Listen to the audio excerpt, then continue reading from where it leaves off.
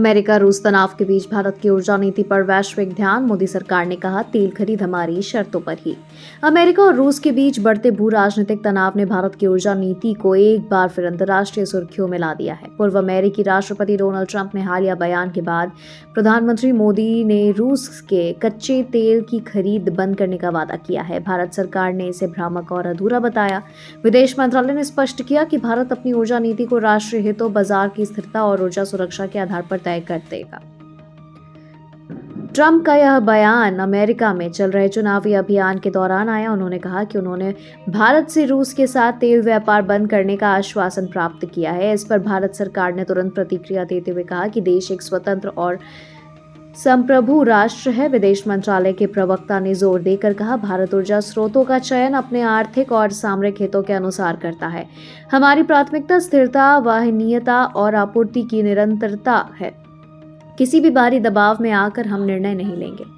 भारत फिलहाल अपनी ऊर्जा आवश्यकताओं को लगभग 25% हिस्सा रूस से आयातित कच्चे तेल से पूरा कर रहा है। रूस ने यूक्रेन युद्ध के बाद छूट देकर एशियाई देशों का तेल बेचना शुरू कर दिया था, जिससे भारत को आर्थिक लाभ हुआ। इस रणनीति ने न केवल देश की ऊर्जा लागत को कम रखा, बल्कि आयातित मुद्रास्फीति को भी नियंत्रित किया। हालांकि अमेरिका की चिंता यह है कि रूस भारत तेल व्यापार डॉलर के बजाय रुपया रूबल तंत्र में होना लगा है, जिससे पश्चिमी प्रतिबंधों का प्रभाव कम हो गया है। विशेषज्ञों का कहना है कि ट्रंप का बयान भारत पर अप्रत्यक्ष दबाव बनाने की कोशिश कर रहा है, ताकि वह अमेरिकी हितों के अनुरूप नीति अपनाए।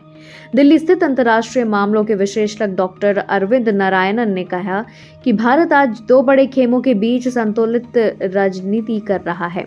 एक ओर अमेरिका का रणनीतिक दबाव है, दूसरी ओर रूस और चीन के साथ आर्थिक हित जुड़े हैं। मोदी सरकार इस समय भारत प्रथम नीति पर कायम है और किसी भी पक्ष का झुकाव नहीं दिख रहा।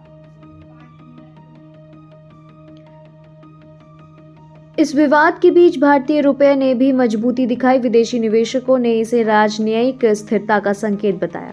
रुपया डॉलर के मुकाबले 87.70 के स्तर पर बंद हुआ, जो पिछले एक महीने में इसकी सबसे ऊंची स्थिति थी। भारतीय रिजर्व बैंक ने भी कहा कि अंतर्राष्ट्रीय उतार चढ़ाव के बावजूद भारत का चालू खाता और विदेशी मुद्रा भंडार मजबूत स्थिति में है। विशेषज्ञों का मानना है कि यह स्थिति भारत की वैश्विक ऊर्जा रणनीति की प्रखरता को दर्शाती है।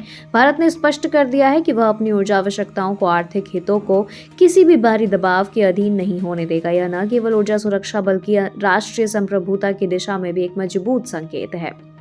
कुल मिलाकर बात करें तो 16 अक्टूबर का दिन भारत के लिए वैश्विक ऊर्जा रणनीति के लिहाज से महत्वपूर्ण साबित हुआ। एक ओर वॉशिंगटन से राजनीतिक दबाव बढ़ा तो दूसरी ओर नई दिल्ली ने स्पष्ट संदेश दिया कि वह किसी भी समझौते में अपने राष्ट्रीय हितों से समझौता नहीं करेगी। इस बीच भारत ने यह भी साबित कर दिया कि आज की वैश्विक राजनीति में उसकी भूमिका केवल प्रभावित होने वाली नहीं, बल्कि प्रभाव डालने वाली राष्ट्र की है।